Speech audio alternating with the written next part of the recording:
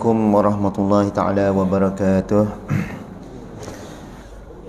Wa qala rabbi shrah li sadri wa yassir li amri wahlul 'uqdatam min lisani yafqahu qawli wa saddid lisani wahdi qalbi bihaqqi sayyidina Muhammadin sallallahu alaihi wasallam. Allahumma faqihna fid din. Ya Allah, berilah faham kami kepada agama, wa 'allimna ta'wil, dan berilah kepada kami kefahaman. Rabbana zalamna anfusana wa illam taghfir lana lanakunanna minal khasirin. Yang dimuliakan Imam, barisan ahli jawatan kuasa masjid, dan para jemaah yang dirahmati Allah Subhanahu wa taala sekalian. Jadi insya-Allah pada pagi ini kita sama-sama berkongsi ilmu yang mana tajuknya dia panggil dalam bahasa Arab, dia panggil al-iqtisad fi ta'ah, iaitu bersederhana dalam beribadat. Cuma pertama-tama sekali marilah sama-sama kita niat beriktikaf di dalam masjid ini. Mudah-mudahan pahala kita dilipat gandakan oleh Allah Subhanahu wa taala. Nawaitul i'tikaf fi hadzal masjid sunnatan lillahi taala. Dan seterusnya sama-samalah kita niat ikhlas pada Allah Subhanahu wa taala untuk kita menambahkan ilmu. Sebab ilmu ni adalah cahaya. Cahaya yang tak nampak. Cahaya yang tak nampak, yang mana Allah Ta'ala campakkan cahaya ilmu ni ke dalam hati kita. Sebab itulah kita kena faham bahawa dalam ramai-ramai manusia yang ada di sekitar kita ni, kita dipilih oleh Allah Subhanahu Wa Ta'ala untuk kita sama-sama datang solat berjemaah fardu subuh pada pagi ni. Kita kena ingat bahawa kita datang ni adalah atas pilihan Allah Subhanahu Wa Taala, atas kehendak Allah Subhanahu Wa Taala. Sebab itulah kita kena banyak-banyak bersyukur kepada Allah Subhanahu Wa Taala. Mudah-mudahan dengan banyak bersyukur pada Allah, Allah sentiasa memberi rahmat kepada kita semua. Jadi insya-Allah pada pagi ni tajuk kita al-iqtisadu fi ta'ah, dalam bahasa Melayunya bersederhana ataupun berekonomi. Dalam bahasa Arab al-iqtisadiyah maksud dia ekonomi. Kalau bahasa sekarang lah, bahasa yang digunakan dipanggil bahasa Arab komunikasi. Al-iqtisadu fi Malaysia, ekonomi di Malaysia. Jadi dalam apa ni, dalam kitab hadis zaman-zaman dulu pun dia gunakan ada al-iqtisad, bersederhana. Bahkan ada Nabi sebut khairul umuri awsatuha, sebaik-baik perkara dalam hidup kita ni ialah bersederhana. Bersederhana. Sebab dengan bersederhana ni kita boleh istiqamah. Boleh istiqamah. Begitu juga dalam memahami ilmu. Dalam memahami ilmu kita kena faham dalam hidup kita ada dua ilmu yang kita kita kena fahami. Pertama ilmu fardu ain, yang kedua ilmu fardu kifayah. Di antara ilmu fardu ain yang kita kena tahu ialah ilmu akidah. Belajar ilmu akidah ni tujuannya untuk menjaga akidah. Sebagaimana kita berwuduk tujuannya untuk solat. Dalam kaedah umum usul fiqh dia kata la tatimul wajibu illa bi fahuwa wajib. Tidak sempurna amalan yang wajib itu melainkan dengan dia, melainkan kena ada dia, maka amalan tu yang asalnya sunat jadi wajib. Contohnya wuduk, dia akan jadi wajib bila kita nak solat. Begitu juga ilmu akidah, dia jadi wajib kerana apa? Kerana kita nak menjaga akidah. Sebab menjadinya Islam kita ni cukup dengan asyhadu an la ilaha illallah wa asyhadu anna muhammadar rasulullah. Dan selebihnya nak menjaga dia ialah kita mempelajari ilmu akidah. Begitu juga fiqh. Ilmu fiqh.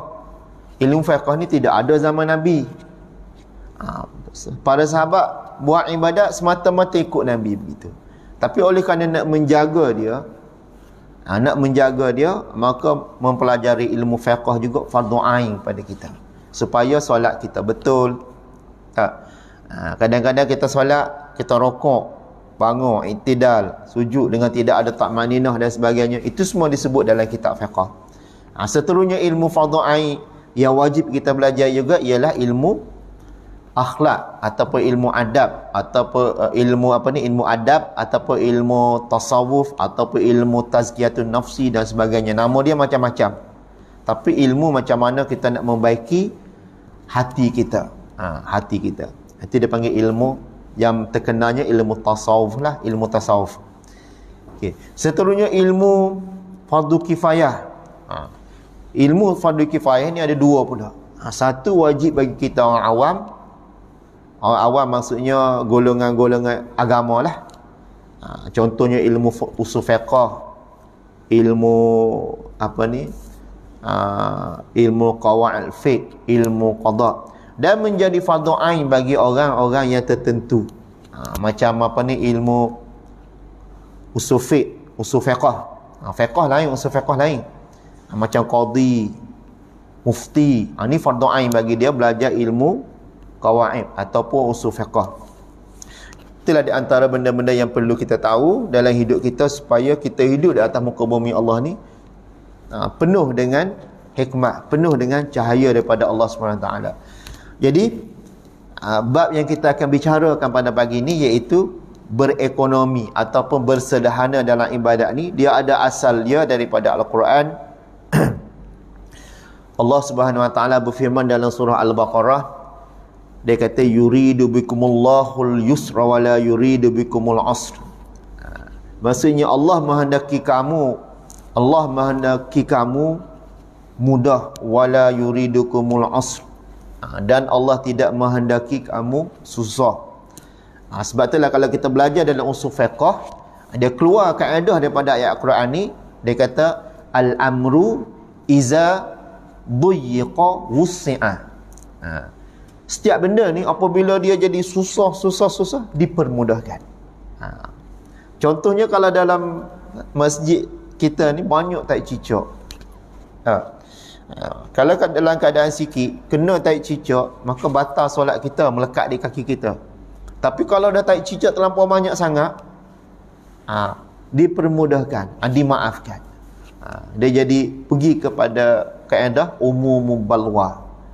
Maksudnya bala yang umum yang tak boleh kita nak elakkan, maka ketika itu dibolehkan. Walaupun kita solat tiba-tiba tengok tak cicak, sah solat kita. Itu dia sudut hukum fiqh bila kita pergi kepada usul fiqh. Jadi seterusnya untuk masuk pada tajuk kita ni, al-iqtisadu fit ta'ah ataupun bersederhana, berekonomi dalam beribadat. Sebagaimana kita berekonomi dalam hidup kita, kita boleh hidup dalam keadaan tenang, boleh menguruskan hidup kita dengan betul. Maka dalam ibadat pun kena berekonomi juga, supaya kita boleh istiqamah dalam ibadat kita. Dengan istiqamah ibadat kita ni, maka sempurnalah kita ni sebagai hamba Allah, yang mana dua juzuk yang Allah cipta. Satu juzuk yang tinggi, yang kedua juzuk yang rendah. Juzuk yang tinggi ni roh kita. Roh kita perlu kepada ibadat. Sebab dia ni adalah sebagaimana jasad kita perlu kepada makanan, maka roh kita perlu kepada ibadat sebagai makanan dia. Roh yang tak cukup makanan dia akan memberontak. Dia nak sesuatu yang memuaskan dia. Begitu juga kalau jasad yang tak cukup makanan, dia menyebabkan kita datang penyakit dan sebagainya. Jadi insya-Allah dengan kita mempelajari satu tajuk khusus pada pagi ini, iaitu bersederhana atau berekonomi dalam beribadat, supaya kita boleh istiqamah dalam hidup kita, beribadat kepada Allah Subhanahu Wa Taala. Satu hadis daripada Aisyah radhiyallahu anha, dia sebut, dia kata an-nabiy sallallahu alaihi wasallam dakhala 'alaiha wa 'indaha imra'ah qala man hazihi, qalat hazihi fulanah tazkuru min salatiha, qala mah 'alaikum bima tutiqun, fa wallahi la yamallullahu hatta tamallu wa kana ahabbud dini ilaihi ma dawama sahibu alaihi. Hadis riwayat Imam Bukhari dan Muslim. Jadi hadis ni diriwayatkan oleh Aisyah. Aisyah ni isteri Nabi lah. anak kepada Abu Bakar As-Siddiq. Jadi dia kata pada suatu hari Nabi ni masuk ke dalam rumah dia. Masuk ke dalam rumah dia. Dan ketika itu ada seorang perempuan. Seorang perempuan yang ada bersama dengan Sayyidatina Aisyah. Dia kata, Nabi pun kata, man hazihi, siapa ke perempuan ni? Aisyah kata, hazihi fulanah. Ni adab sahabat Nabi ni. Aisyah walaupun dia isteri Nabi, dia juga dikira sahabat. Pada sahabat Nabi ni kebanyakan bila dia sebut cerita yang tak baik tentang sahabat, dia akan sebut fulanah. Ini ialah seorang. Dia tak sebut nama. Sebab kalau sebut nama dia akan menjadi aib. Dia kata ini adalah seorang yang menyebut, seorang perempuan yang menyebut banyak kebaikan tentang sembahyang dia. Sebut ni lah. Dia sebut, dia kata dia sembahyang banyak, ibadat banyak. Dalam sarah ni yang disarah oleh apa ni, Syekh Muhammad Ali As-Sabuni. Saya ingat Syekh ni masih hidup lagi sekarang ni. Saya banyaklah belajar kitab dia. Di antaranya kitab apa? Hayatus Sahabah. Kata silap saya kitab dia. Saya ada kat rumah. Lepas tu adalah beberapa kitab tafsir daripada Saffatut Tafasid Syekh As-Sabuni ni. Dia seorang yang sangat alim lah. Dia kata apa? Dia kata perempuan ni, dia kata tatahaddasu li an kasrati salatiha wa ibadatiha. Dia bagi tahu kepada aku, Aisyah kata, dia ni banyak sangat sembahyang, ibadat dia pun banyak. Lepas tu Nabi kata qala mah alaikum bima tutikun. Nabi kata cukuplah. Nabi bagi tahu kat perempuan tu, cukuplah kamu sembahyang kamu bima tutikun. Maksudnya cukuplah kamu beribadat, cukuplah kamu sembahyang mengikut dengan kemampuan kamu. Bima tutikun, dengan apa yang kamu mampu. Nabi perintah macam tu. Fa wallahi, lepas tu Nabi bersumpah, demi Allah, la yamallullahu hatta tamallu. Allah tidak jemu. Allah tidak jemu.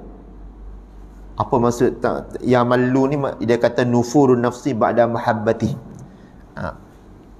Diri kita akan tak nak selepas kita suka. Selepas kita suka. Maksudnya jemu lah. Demi Allah, Allah tidak jemu menerima amal ibadat seseorang hamba hatta tamallu, sehingga kamu rasa jemu dengan ibadat kamu. Sebab tu bila kita buat ibadat, kita jangan jadikan ibadat kita jemu. Contohnya kita tak boleh nak tahlil. Kita biasa tahlil kau selawat 1000 kali sehari. Kita biasa buat macam tu. Lepas tu seberikutnya kita letih, kita rasa jemu dengan selawat tu, maka selawat itu Allah tak terima. Sebab itulah bila kita buat ibadat ni berpada-pada. Berpada-pada. Kalau kita boleh berselawat satu hari 100 kali, buat istiqamah 100 hari. Dalam keadaan kita suka, kita redha.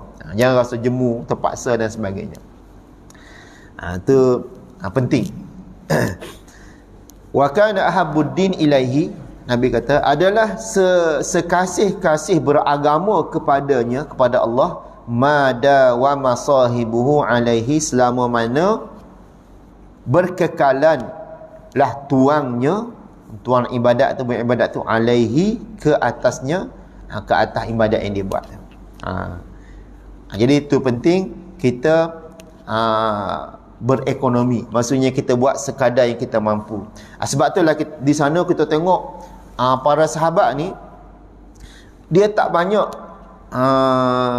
ada di kalangan para sahabat, dia betul-betul buat mengikut kemampuan dia.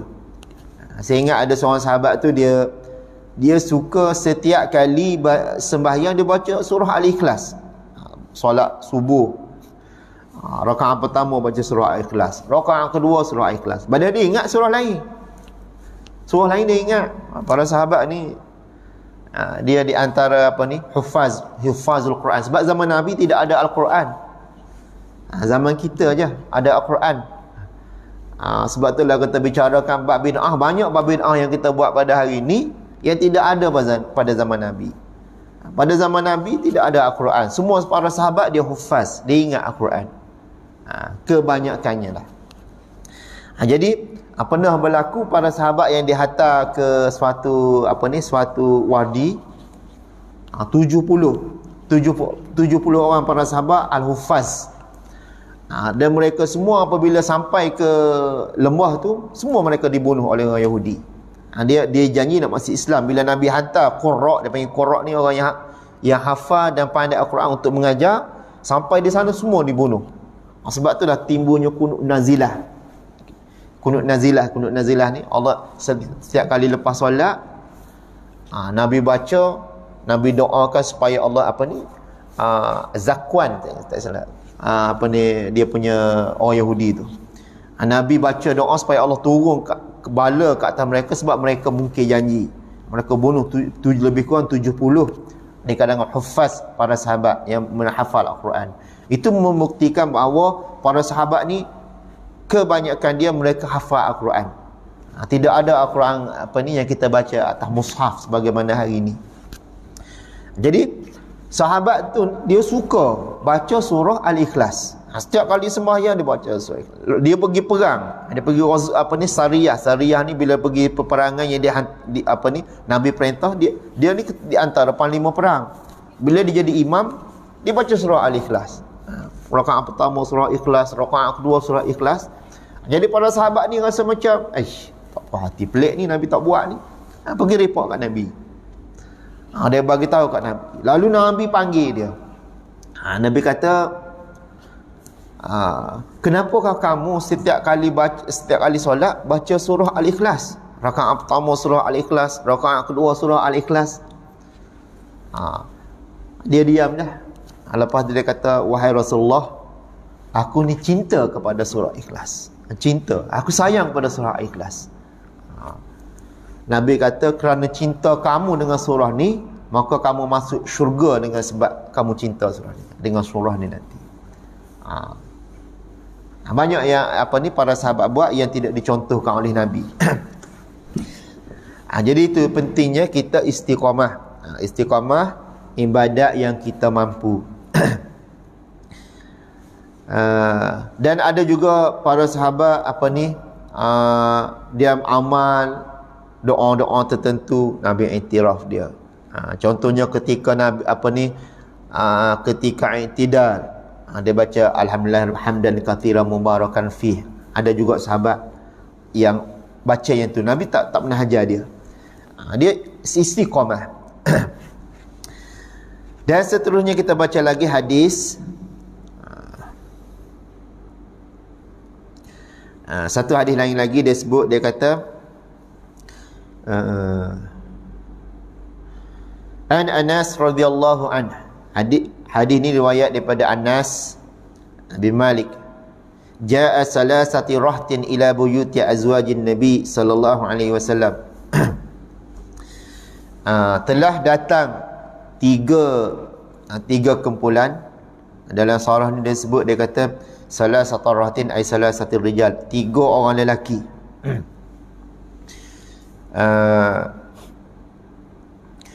Wa qalu ila buyuti azwajin Nabi, ke rumah isteri-isteri Nabi, yas'aluna an ibadatin Nabi. Mereka menanya tentang ibadat Nabi. Ini sahabat Nabi juga ni, tidak disebut juga nama. Tidak disebut, sebabnya kalau sebut dia akan jadi aib kepada sahabat Nabi. Sebab kita ni tak boleh hina para sahabat Nabi. Nabi kata ashabi kan nujum, man iqtadaitum ihtadaitum. Sahabat-sahabat aku ni seperti bintang. Man iqtadaitum ihtadaitum. Siapa yang ambil ibrah ataupun pengajaran daripada para sahabat, dia akan mendapat petunjuk. Banyak sebenarnya sunnah para sahabat yang kita buat dalam hidup kita, kita tak tahu. Di antaranya solat tarawih 20 rakaat. Itu yang dipelopori oleh Sayyidina Umar. Itu sunnah sahabat. Dan banyak lagi lah yang lain. Jadi sahabat ni dia pergi tanya tentang ibadat Nabi. Dia kata falamma ukhbiru ka'annahum taqaluha. Tak kala isteri Nabi memberitahu kepada mereka, isteri Nabi bagi tahu Nabi macam ni. Dia tanya sebab ibadat dalam rumah ni kita tak tahu yang Nabi buat. Jadi tanya bini Nabi, isteri Nabi. Isteri Nabi bagi tahu Nabi buat macam ni, macam ni, macam ni. Wa qalu, mereka pun berkata, aina nahnu minan nabi. Ini perkataan apa ni yang agak tak bagus lah. Kalau kita dalam bahasa kita tak bagus. Aina nahnu minan nabi. Aina ni, di manakah kami kalau nak banding dengan Nabi? Qad ghufira lahu ma taqaddama min zambihi wa ma ta'akhkhar. Sedangkan Nabi diampun dosa dia yang dahulu, wa ma ta'akhkhar yang akan datang. Nabi ni maksum. Nabi dia tidak ada dosa. Sedangkan kami ni banyak ibadat kami. Kalau ikut yang isteri Nabi cakap, tak banyak Nabi buat ibadat berbanding dengan kami. Seolah-olah begitulah bahasa dia. Aina nahnu minan nabi. Di manakah kami kalau nak banding dengan Nabi? Maksudnya dia ni banyak lagi daripada Nabi, berbanding dengan Nabi ibadat dia. Qala ahaduhum, maka berkata salah seorang daripada mereka, ama ana fa usalli laila abada. Dia kata, aku ni, salah seorang, sentiasa sembahyang setiap malam. Fa usalli laila abada. Sembahyang malam ni bukan macam kita ni. Kita sembahyang malam, solat maghrib, isyak. Dia ni qiyamul lail. Qiyamul lail setiap malam. Wa qala al-akhar, maka berkata yang seorang lagi, wa ana asumud dahra wala uftir. Aku ni berpuasa sepanjang masa dan aku tidak berbuka. Wa qala al-akhar, dan kata yang seorang lagi, wa ana a'tazilun nisa, dan aku ni tidak kahwin. A'tazil maksudnya asing daripada perempuan, maksud tak kahwin lah. Fala atazawwaju abada, dan aku tidak berkahwin selama-lamanya. Mereka ni sibuk dengan ibadat ni. Banyak ibadat mereka kepada Allah Subhanahu Wa Taala, sehingga mereka merasa seolah-olah mereka ni lebih daripada Nabi. Dia sebenarnya kita kena faham, jadi macam ni bukan semata-mata jadi perkara yang berlaku pada para sahabat. Dia menjadi pengajaran kepada kita. Pengajaran kepada kita. Jangan kita kata berat ni sahabat ni, kenapa dengan Nabi pun macam tu? Tak. Dia ada pengajaran di sebaliknya. Sebagaimana pernah berlaku satu hadis yang sahih yang disebut oleh Nabi, apabila Dajjal keluar nanti akan berlaku malam selama setahun, 6 bulan malam, 6 bulan siang. Jadi sahabat ni dia orang yang optimis dalam beribadat. Dia kata, wahai Rasulullah, yang yang setahun tu atakfina salati yaum, adakah memadai kami dengan solat satu hari? Dia bila Dajjal keluar nanti dia akan berubah. Hari kita ni akan berubah. Satu hari seperti setahun, Nabi kata. Yang mana 6 bulan malam, 6 bulan siang. Jadi para sahabat kata, adakah yang satu hari seperti setahun tu cukup kita sembahyang seperti satu hari? Maksudnya lama lah. Nabi kata tidak. Uqduruha. Nabi kata sembahyang, Rasulullah, sembahyang kamu takdirkan waktu dia. Maksudnya bila Dajjal keluar nanti, subuh kita solat waktu subuh, waktu siang, zuhur waktu siang, maghrib waktu siang, yang 6 bulan pertama tu, isyak waktu siang, pas subuh waktu siang, selama 6 bulan macam tu. Sampai yang 6 bulan kedua, malam pula, subuh waktu malam, zuhur waktu malam, asar waktu malam, maghrib waktu malam, isyak waktu malam, semua malam selama 6 bulan. Dia macam tu. Jadi yang berlaku pada para sahabat pun macam ni juga. Tujuannya menjadi ibrah, pengajaran pada kita. Jadi dia rasa dia banyaklah sahabat ni, 3 orang ni. Maka ketika itu faja'a Rasulullah, ketika dia sebut-sebut tu, tiba-tiba datang Nabi. Faja'a Rasulullah, faja'a, tiba-tiba datang Nabi. Fa dalam bahasa Arab dia panggil fa al-fujaiyah.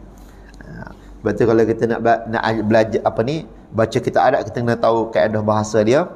Faja'a Rasulullah, tiba-tiba Datang Nabi datang, Nabi dah dengar ilaihim, Nabi datang pada mereka, faqala, Nabi berkata, antumul lazi kultum kaza wa kaza, adakah kamu yang kata tadi, maksudnya Nabi dah dengar apa yang dia cerita kat bini Nabi tu, adakah kamu yang kata tadi begini-begini, kaza wa kaza ni begini-begini, begitu begini tadi, semayang tak berhenti, puasa tak berhenti, tak kahwin tak perempuan. Nabi kata, ama wallahi, adapun aku demi Allah, inni la akhsyakum lillah. Dia tujuan ibadat ni ialah kita takut pada Allah. Tujuan ibadat ni kita takut pada Allah. Dia panggil takwa.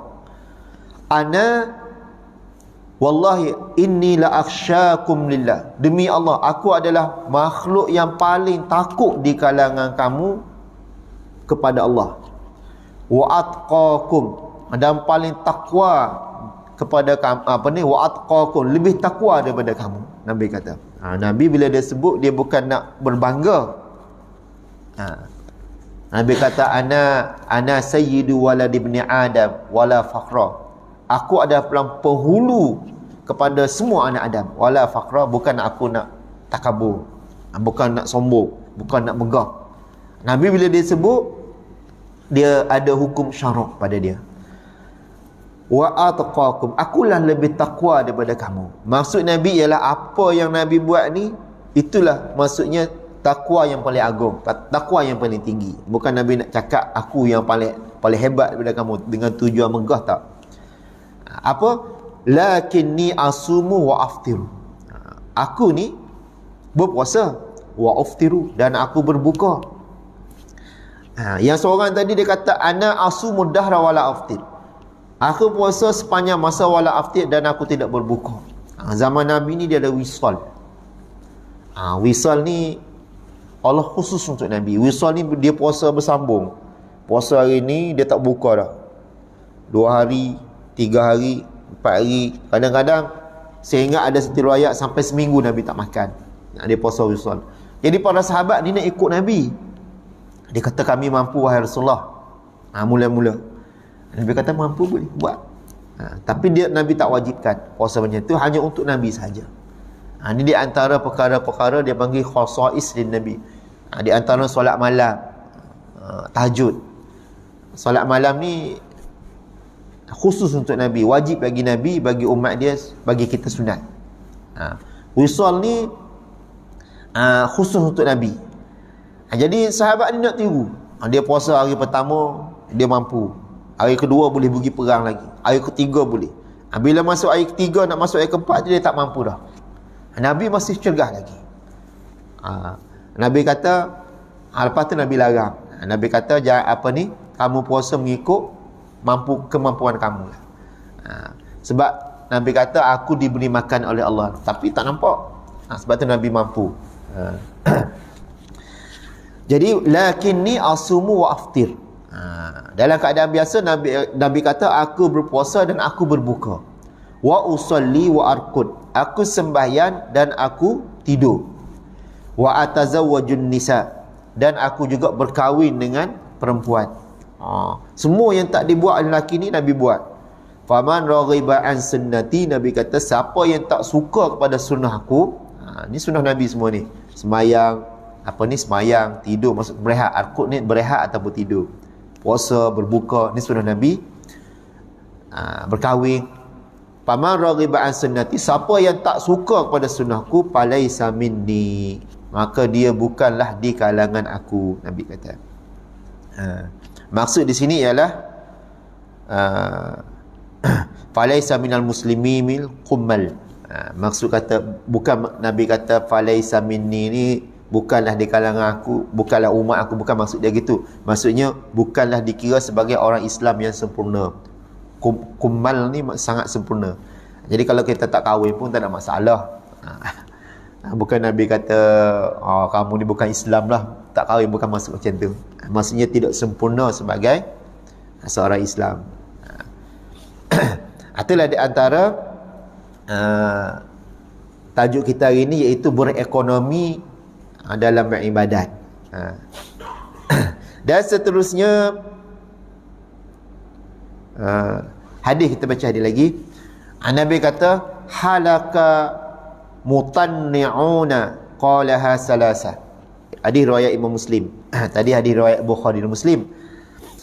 Nabi kata binasalah al-mutanatti'una.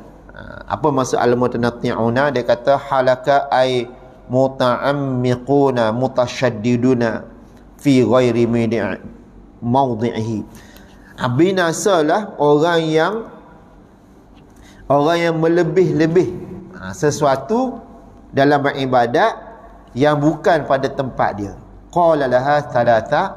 Nabi kata sebanyak 3 kali. 3 kali. Ini menunjukkan apa ni? Kita beribadat ni mengikut sekadar yang kita mampu. Dan kita tengok masa kehidupan kita macam mana.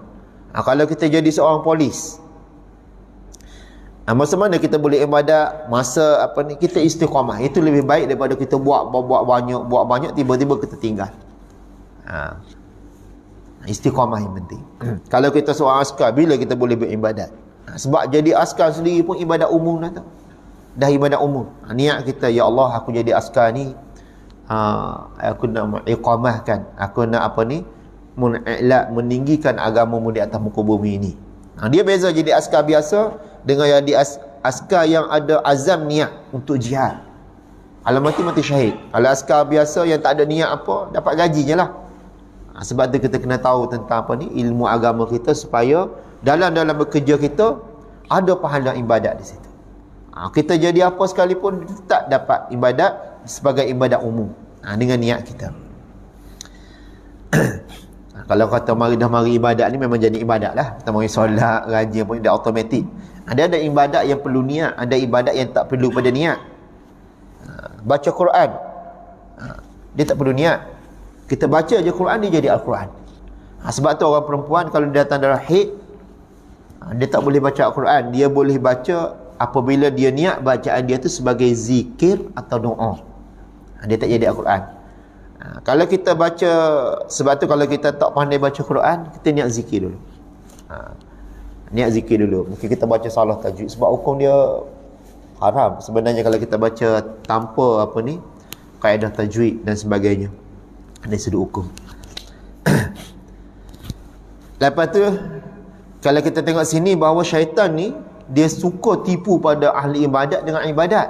Ahli ibadat dia tipu dengan ibadat. Sebab itu apa ni, Imam Ghazali sebut banyak kalau kita baca dalam kitab Ahya dia atau kitab Minhajul Abidin, dia menceritakan tentang orang-orang yang tertipu dengan ibadat dia. Dia terlampau banyak ibadat sehingga dia tertipu. Di sana dia akan lahir sifat takabur, sifat megah, sifat apa ni, sifat ujub. Kalau kita tidak belajar apa ni, bab-bab yang berkaitan dengan ilmu tasawuf, maka kita buat ibadat lahir sifat tu pula, sifat pembatal apa ni, pembatal amal. Itu sembahyang banyak dah, tapi Allah batalkan. Allah batalkan amal ibadat kita dengan sebab kita ujub. Ujub ni kita rasa hairan diri kita. Dalam kampung, dalam surau ni kita rasa dalam hati, akulah paling istiqamah ni.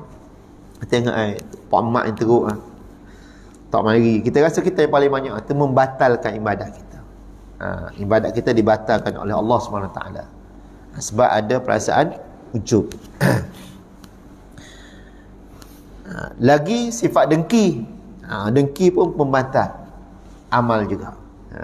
Ibadat kita dibatalkan oleh Allah dengan sebab dengki. Sebab itulah ada doa kita, banyak-banyak doa kita minta pada Allah supaya kembalikan ibadat yang mungkin kita tak pernah doa dalam hidup kita. Ya Allah, ya Tuhanku, kembalikanlah ibadat aku yang kau batalkan disebabkan oleh aku ada sifat dengki.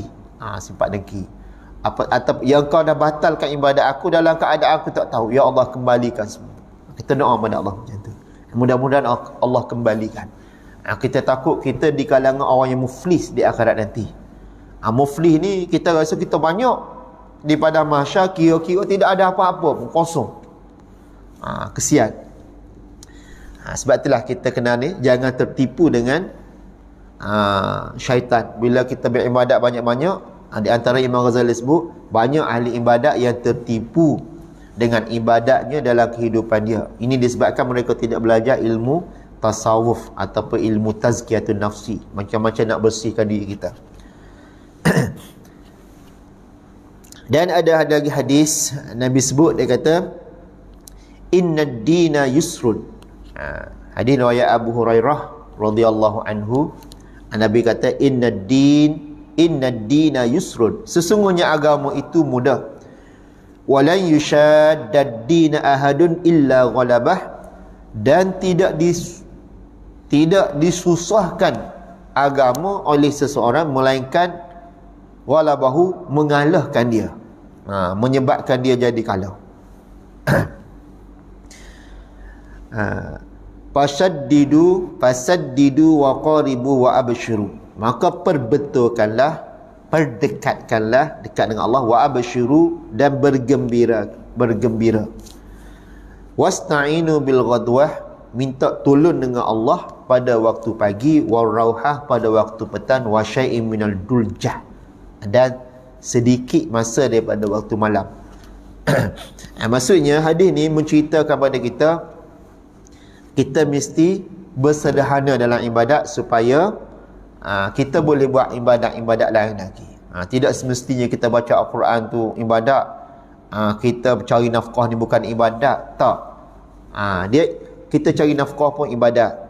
Kita buat apa saja benda yang baik dikira ibadat. Bahkan kita masuk dalam tandas sekalipun, kita tak sebut nama Allah, terniat dalam hati kita, ya Allah, aku tidak menyebut, tak ingat nama-Mu dalam ibadah ni kerana aku memuliakan nama-Mu, itu pun ibadah juga. Kita duduk buang air besar, duduk senyap, dapat pahala. Kita tak sebut nama Allah. Itulah di antara perkara-perkara yang kita yang sama-sama kita kongsikan pada pagi ni. Sebenarnya banyaklah hadis-hadis tentang berekonomi ataupun bersederhana dalam ibadat ni. Saya hanya baca dalam 3 hadis tadi. Lebih kurang 4 hadis pendek satu. Jadi saya rasa setakat itulah untuk pagi ni. Mudah-mudahan satu, kita ada ilmu pada pagi ni bahawa kita buat ibadat, satu ikhlas, yang kedua kita buat mengikut kemampuan kita. Bahkan itu yang lebih disuka oleh Allah SWT daripada kita buat banyak lepas tu kita tinggal lama buat sikit. Itu tidak disukai oleh Allah. Allah lebih suka kita istiqamah walaupun sedikit, sebagai para sahabat buat ibadat dalam kehidupan mereka. Jadi setakat itulah, mudah-mudahan kita semua dirahmati oleh Allah SWT. Ada masa lagi insya-Allah kita akan berjumpa di lain ketika dalam tajuk yang lain pula lah, insya-Allah. Jadi setakat itu saja. Auzubillahi minasyaitanirrajim. Bismillahirrahmanirrahim. Allahumma ya muallima Ibrahim al-hikmata 'allimna, ya mufahhima Sulaiman fahimna fafahamnaha Sulaiman, wa kullan ataina hukman wa ilma, wa sakharna ma'a Daud al-jibala subbihna wa tayra wa kunna fa'ilin. Ya Rabb Sulaiman wa ya Rabb Ibrahim wa ya Rabb Musa wa Isa wa ya Rabb Muhammadin sallallahu alaihi wasallam. Rabbana zalamna anfusana wa illam taghfir lana lanakunanna minal khasirin. Wa sallallahu ala sayyidina Muhammad wa ala alihi wa sahbihi ajma'in wa baraka wasallam. Alhamdulillahirabbil alamin.